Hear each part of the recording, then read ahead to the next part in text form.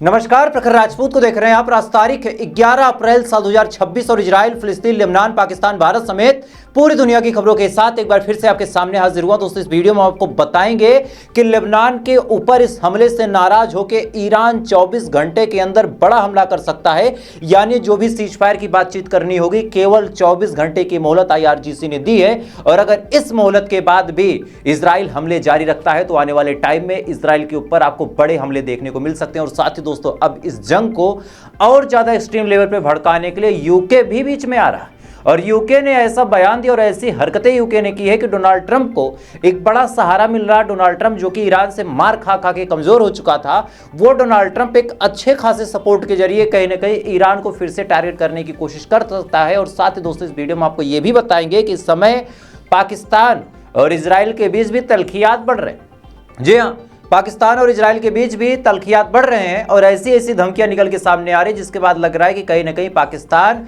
और इजराइल के बीच भी जंग हो सकता है। और साथ ही दोस्तों, इस वीडियो में आपको यह भी बताएंगे कि सूडान के अंदर लगातार लोगों को मारा जा रहा है और इसके बारे में कोई भी ज्यादा बातचीत नहीं करना चाहता। और साथ ही दोस्तों, इस वीडियो में भारत के बारे में एक ऐसी जानकारी आपको देंगे जिसको जानने के बाद मेरी तरह आप एक सवाल पूछेंगे कि अगर यही करना था तो हमने बहुत पहले क्यों नहीं कर लिया। यानी यकीन मानिए दोस्तों, एक ही वीडियो में पूरी दुनिया की वो तमाम बड़ी खबरें मैं आपको बताऊंगा जो खबरें आपके लिए जानना बिल्कुल जरूरी है। तो अगर आप एक ही वीडियो में सारी खबरों को देखना पसंद करते हैं तो वीडियो को लाइक कर लीजिएगा, चैनल को सब्सक्राइब कर लीजिएगा और साथ ही कमेंट में आप इस वीडियो को कहां से देख रहे हैं जरूर बताइएगा, ताकि मैं भी तो जान सकूं कि मेरा ये जो प्रखर राजपूत का बड़ा सा परिवार है कहां तक फैला हुआ है। तो आप दोस्तों कमेंट जरूर कर दीजिएगा, तब तक एक करके मैं आपको खबरें बताता हूं। और सबसे पहली, सबसे बड़ी और सबसे अहम खबर सीज फायर के लिए निकल के सामने आ रही है कि सीज फायर अब जल्दी रद्द अमल में आ ही नहीं सकता।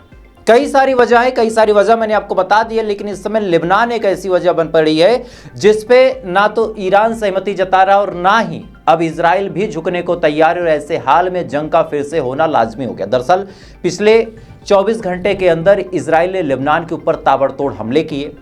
जो इजरायली एयरक्राफ्ट है उड़ते और उड़ने के बाद 3-4 जगह, जैसे नवातिये एक इलाका है, इसके अलावा सहाविये इलाका है, इसके अलावा जो राजधानी बैरूत है वहाँ पे और अलग अलग इलाकों में इजराइल के एयरक्राफ्ट ने भीषण बम बरसा की। मतलब आमतौर पे हमला होता है तो ये देखा जाता है कि भैया यहाँ कोई सिविलियन ना हो, यहाँ जिसको हम टारगेट करना चाहते हैं वही हो, लेकिन इजराइल ने कुछ भी नहीं सोचा। जहां मन हो रहा था वहीं बम गिरा दे रहा था, जहां उसको इमारतें दिखती थी वहीं गिरा देता था, जहां उसको भीड़ दिखती थी वहां बम गिरा देता था। यानी कंप्लीटली जिनोसाइड करने का काम इजराइल ने किया। और मैं आपको कुछ मंजर दिखाता हूं, जैसे आप नवातिये का वीडियो देखें।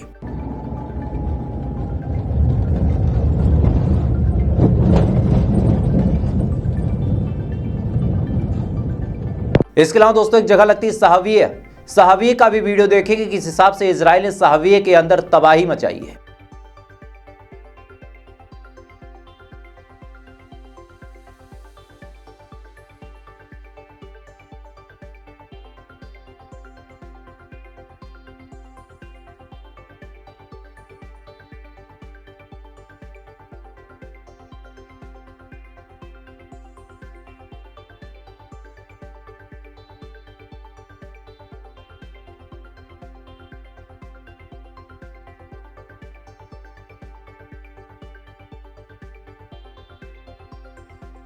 इसके अलावा एक दो वीडियो और सोशल मीडिया पे निकल के सामने आ रहे हैं। मैं चाहूंगा कि उस वीडियो को आप देखें ताकि आपको अंदाजा लग सके कि इजराइल कितने खतरनाक हमले, यानी एक तरह से साफ तौर पर यह कहना गलत नहीं होगा कि इजराइल अब लेबनान को गाजा बनाने की तैयारी में जुट गया है। तो वो आप उन वीडियो को भी देखें जो लेबनान से निकल के सामने आ रहे हैं।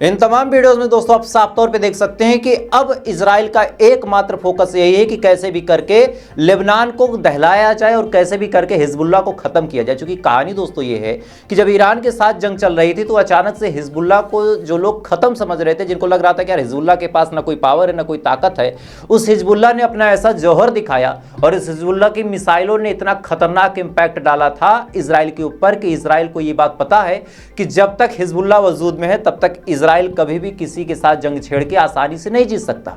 और यही वजह है कि अब इजराइल लेबनान के अंदर हिजबुल्लाह के पीछे पड़ा हुआ है और ताबड़तोड़ हमले कर रहा है। और इसी बीच दोस्तों जो स्पेन है उसने बड़ा बयान दिया। स्पेन ने साफ तौर पे कहा, स्पेन के जो प्रधानमंत्री हैं, जो राष्ट्रपति, इन सब ने मिला जुला एक बयान दिया। उन्होंने साफ तौर पे कहा कि अब कायदे से इजराइल को अंतर्राष्ट्रीय वार क्राइम नहीं करना चाहिए। यानी ये जो दूसरे की सीमा में घुस के इजराइल हमले करता है, बम बरसाता है, लोगों को मारता है, ये तमाम काम इजराइल को बंद कर देना चाहिए, क्योंकि ये काम कंप्लीटली जिनोसाइड है और बहुत जल्द सीज फायर कर लेना चाहिए। यही पूरी दुनिया के लिए अच्छा होगा। Una Europa que sea firme en la defensa del derecho internacional y de un orden global basado en reglas. No podemos quedarnos solamente con en fin, el lamento, la frustración. En fin, basta con mirar a Gaza para ver cuáles son las consecuencias de esta violación que se está haciendo del derecho internacional. Por eso, desde Europa también debemos ser claros, porque hay muchos países de ese llamado sur global que están mirando a Europa। अब जैसे ये बयान दोस्तों निकल के सामने आया Spain द्वारा, इसी के जस्ट बाद इजराइल ने स्पेन को भी धमकाते हुए कहा कि आप हमें राजनीतिक युद्ध में ना डालें। यानी बेंजामिन नेतन्याहू ने साफ तौर पे कहा कि आप हमें राजनीतिक युद्ध में ना डालें, यानी एक तरह से पॉलिटिकल तरीके से प्रेशर बनाने का काम हमारे ऊपर ना करें। चूंकि पहला ही एक्शन आप अगर हमारे ऊपर लेते हैं तो तुरंत हम ऐसा रिएक्शन देंगे कि आपको दिक्कत हो सकती है। यानी साफ तौर पे देखा जाए कि बेंजामिन नेतन्याहू ने अब स्पेन को भी धमका दिया। अब सुनिए, इधर पाकिस्तान के साथ भी बेंजामिन नेतन्याहू के गजब के तलखियात हैं। पाकिस्तान के जो डिफेंस मिनिस्टर ख्वाजा आसिफ हैं, ये भाई साहब जो उसमें एक पोस्ट तो कर देते हैं कि यार ईरान लड़ रहा है, चलो मैं भी थोड़ा सा सूरमा बनने की कोशिश करता हूं। देखिए, एक होता है जन्मजात मर्द और एक होता है कि नया नया बना मर्द। वो कहावत आपने सुना होगा ना कि नया नया जो मुल्ला होता है ज़्यादा प्याज खाता है, और या फिर ऐसे समझे कि नया नया बना हिजड़ा औरत से ज़्यादा मटक के चलता है। तो वही हाल पाकिस्तान का है। कहानी ये है दोस्तों कि जब ईरान को इसने लड़ते देखा, इससे पहले आज तक इजराइल के खिलाफ किसी भी देश की हिम्मत नहीं बोल दे, लेकिन जब ईरान ने बढ़िया से रिलाई की तब सबको जोश आ रहा। तो ख्वाजा आसिफ ने पोस्ट किया और पोस्ट करके कहा कि यार इजराइल एक क्रिमिनल है, ये पूरी कम्युनिटी के लिए कैंसर है, इस्लाम के लिए खतरा है, हम मुसलमानों के लिए खतरा है। ये तमाम डायलॉग इसने मारे। लेकिन फौरन जब बेंजामिन नेतन्याहू धमकाना शुरू करता है और कहता है कि थोड़ा लिमिट में बोल लो, नहीं तो दोबारा तुम्हारा अंजाम अच्छा नहीं होगा, ख्वाजा आसिफ ने उस पोस्ट को डिलीट कर दिया। अब जब उस पोस्ट को डिलीट कर दिया तो मेरे जैसे कई सारे लोग बैठे रहते हैं दिन भर इसी ताक में कि यार कोई न्यूज़ मिले तो बढ़िया से उसको मिर्च मसाला लगा के लोगों के सामने रखा जाए। तो क्या हुआ कि मेरे जैसे कई लोगों ने आवाज़ उठाई कि यार पाकिस्तान डर गया क्या, पाकिस्तान डर गया क्या यार, इस हिसाब से क्यों पोस्ट डिलीट की। तब पाकिस्तान की तरफ से बयान आता और कहता है पाकिस्तान कि इजराइल हमारे रडार में है। यार सीधी सी बात है, ईरान के साथ जब जंग चल रही थी तुम भी पड़ोसी थे, आ जाते खुल के, तब तो तुम खामोश थे, अपनी जहाज़ों को पार लगाने में लगे थे। अब तुम धमकी दे रहे हो। यानी अब साफ तौर पे कहानी दोस्तों ये है, और पाकिस्तान की बड़ी घिनौनी साजिश है। साजिश क्या है मैं आपको समझा देता हूँ। दरअसल ना तो डोनाल्ड ट्रंप चाहता है कि सीज फायर हो, ना ही इजराइल चाहता है कि सीज फायर हो, और ना ही ईरान चाहता है। ईरान तो किसी भी सूरत हाल में सीज फायर चाहता ही नहीं है। तो पूरी दुनिया चूंकि अब इन तीनों पे प्रेशर बना रही है तो ये सीज फायर करने को तो तैयार हैं, लेकिन मौके की नज़ाकत ये है कि इजराइल के खिलाफ पाकिस्तान को कोई बयान नहीं देना चाहिए। क्यों, आपको समझाता हूँ। चूंकि पाकिस्तान है मीडिएटर, और मीडिएटर का मतलब ये होता है कि ना तो तुम इसके साइड रहोगे ना इसके साइड रहोगे, दोनों की बातें आपस में करवाओगे, एक बीच की कोई डील करवा दोगे ताकि अमन और चैन आ जाए। लेकिन पाकिस्तान जानबूझ के ऐसे बयान दे रहा कि इजराइल भड़क जाए और सीज फायर का इनका जो प्लान है वो प्लान ना हो पाए, ताकि अमेरिका से जो डॉलर मिल रहे हैं वो डॉलर मिलते रहे। अब आपको पूरी कहानी डिटेल में समझ में आ गई होगी। इसी बीच दोस्तों जेडी वेंस जो कि अमेरिका के उपराष्ट्रपति हैं, ये भाई साहब इस्लामाबाद पहुंच रहे हैं बातचीत करने के लिए। इनसे पत्रकारों ने पूछा कि आप क्या बातचीत करेंगे, निगोशिएशन का क्या मुद्दा होगा।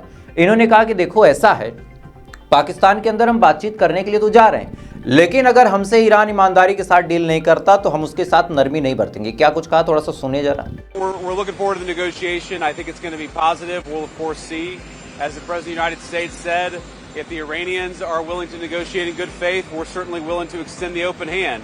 If they're going to try to play us, then they're going to find that the negotiating team is not that receptive. So we're going to try to have a positive negotiation. The president has gave us some pretty clear guidelines, and we're going to see. So I hope you guys have a safe flight. We'll certainly take some questions later on, but for now, let's get on the plane and hit the road. Thank you all.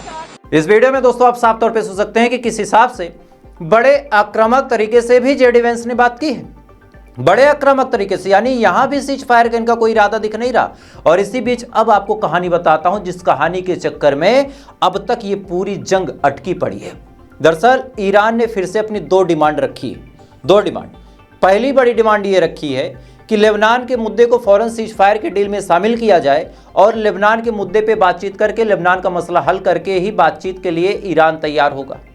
मतलब यह है कि अगर Israel Lebanon के साथ cease fire नहीं करता है तो ईरान अमेरिका और इजराइल के साथ सीज फायर नहीं करेगा। यह पहली बड़ी शर्त है। दूसरी बड़ी शर्त ईरान द्वारा क्या रखी गई? दूसरी बड़ी शर्त यह रखी गई कि हमारे जो एसेट सीज किए गए हैं, हमारे जिन फील्ड पे पाबंदियां लगी हैं, उन तमाम जगहों को फ्री किया जाए और वहां से हमारे सामान को छोड़ा जाए। दरअसल ईरान के कई सारे ऐसे एसेट हैं, कई सारे ऐसे रिजर्व बैंक जो फॉरेन के हैं, वहाँ पे ईरान की करेंसीज हैं, लेकिन उनको सीज कर लिया गया अमेरिका के कहने पे। तो ईरान का कहना यह है कि भाई हमारे सारे पैसों को छोड़ा जाए, तब ऐसे हाल में हम बातचीत करेंगे। लेकिन इधर बेंजामिन नेतन्याहू ने साफ तौर पे ये कह दिया है कि लेबनान के मामले में हम कोई नरमी नहीं बरतेंगे और लेबनान के साथ हम कोई सीज फायर नहीं करेंगे।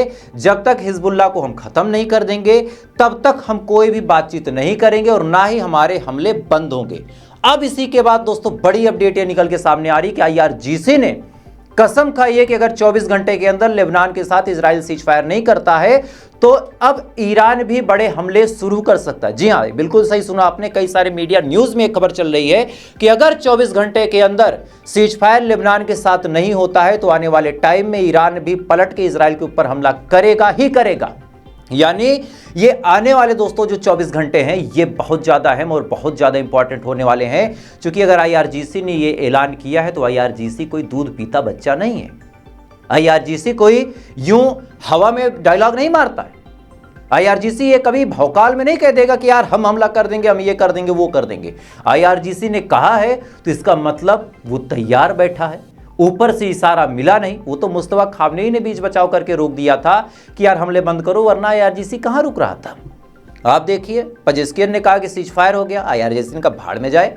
इधर अब्बास अराची ने कहा कि सीज फायर हो गया, IRGC ने कहा कि बाद में बात करते हैं। वो तो खामनेई साहब यानी जो सुप्रीम लीडर है उनका जब मैसेज आता है और मुस्तफा खामनेई साहब ये कहते हैं कि अब हमले नहीं होने चाहिए, IRGC ने उसके के बाद एक कंकड़ तक नहीं मारा। लेकिन अब IRGC ने साफ तौर पे कहा कि अगर लेबनान का मुद्दा हल नहीं होता है तो हमारे हमले तेज हो जाएंगे। और इसी बीच दोस्तों बड़ी अपडेट अब निकल के सामने आ रही यूके के द्वारा। दरअसल यूके भी इस जंग को आग में घी डालने के लिए बैठा है। बिल्कुल, आग में घी डालना क्या होता है मैं आपको बताता हूँ। यूके ने बड़ा ऐलान किया है और ये ऐलान कौन सा है मैं आपको बता देता हूँ। यूके ने बड़ा ऐलान करते हुए कहा कि अब वो मिडिल ईस्ट में 100 से ज़्यादा इंटरसेप्टर भेजेगा। ईरान के पास नहीं, दुबई, सऊदी, कतर, बहरीन, इन तमाम देशों के पास इंटरसेप्टर भेजने का काम करेगा यूके। और इसके अलावा आज यूके के प्राइम मिनिस्टर स्टारमर ने बातचीत की अमेरिका से। बातचीत में क्या कुछ हुआ थोड़ा सा समझें आप, बहुत टेक्निकल बातें आपको बता रहा हूं, जल्दी कोई बताता नहीं है। इन्होंने बातचीत करके पहले तो मिलिट्री कैपेबिलिटी चेक की कि भाई हमारी सैन्य ताकत कितनी है। चूंकि यूके इस समय 32 देशों के साथ प्लान बना के स्टेट ऑफ हार्मोज को फ्री करवाना चाहता है, वो चाहे बातचीत, चाहे नेगोशिएशन, चाहे आर्मी के दम पे। यूके ने अमेरिका से बातचीत की। बातचीत करके सबसे पहले मिलिट्री कैपेबिलिटी चेक की कि क्या हम सब लोग मिलके यानी यूके, यूएस और बाकी जो 32 देश हैं, ये तमाम देश मिलके क्या वहाँ पे कोई ऐसा ऑपरेशन चला सकते हैं, स्ट्रेट ऑफ हार्मोज को हम खाली करवा सकते हैं, क्या हमें ईरान के ऊपर ज्वाइंट हमले की जरूरत है। इन तमाम मुद्दों पे बातचीत हुई और बातचीत करने के बाद यूके ने बताया कि हमने बातचीत की है, ट्रंप से हमने मिलिट्री कैपेबिलिटी जानी है और आने वाले टाइम में हम स्ट्रेट ऑफ हार्मोज को खाली करवाने के लिए कदम उठाएंगे। मतलब बड़ा साफ है कि एक तरफ 100 से ज़्यादा इंटरसेप्टर भेजना, दूसरी तरफ मिलिट्री कैपेबिलिटी पे बातचीत करना। यह साफ तौर पे इशारा है दोस्तों कि यूके भी इस जंग को थोड़ा सा स्टैंड करना चाहता है और यूके भी अब चाहे अमेरिका के दबाव में आके, चाहे अपनी गरज पे, या फिर कोई और ही वजह हो, लेकिन यूके भी इस जंग में अब कूद सकता है दोस्तों। और इसी बीच दोस्तों बड़ी अपडेट अब निकल के सामने आ रही है ईरान से, और ईरान से कायदे से 2-3 बड़ी अपडेट आई है। सबसे पहले जो सैयद कमाल कराजी साहब थे, जिनको शहीद किया गया था, जिनके बारे में मैंने आपको बताया था कि इनकी क्या शख्सियत है, इनकी क्या ताकत थी ईरान के अंदर, आज उनका अंतिम संस्कार हुआ। और उनके अंतिम संस्कार के मौके पे ईरान में क्या मजमा लगा था, एक बार देखें जरा। مرگ بر اسرائیل مرگ بر اسرائیل همه با هم الله اکبر الله اکبر الله اکبر شعار امت اسلامی همه با هم الله اکبر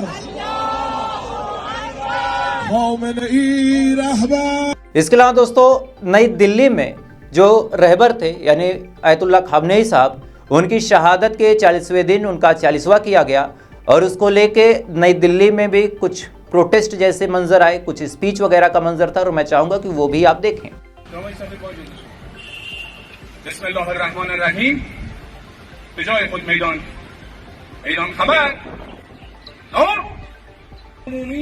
در سفارت جمهوری اسلامی ایران در دهلی نو را اعلام می‌داریم.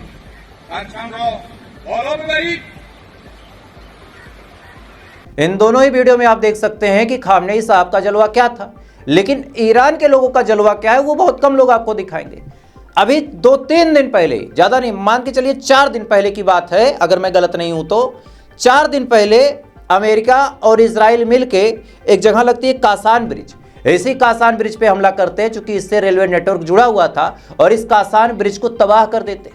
अब सुनिए, 4 दिन के अंदर ईरान के लोगों ने पूरे ब्रिज को फिर से बना दिया, उसके ऊपर पटरियां बिछा दी, और पटरियां बिछा के उस ब्रिज को, जी हाँ, उस ब्रिज को ऑपरेशनल कंडीशन में लेके आ गया है ईरान, और उस पर ट्रेन दौड़ा दी। वीडियो देखें आप।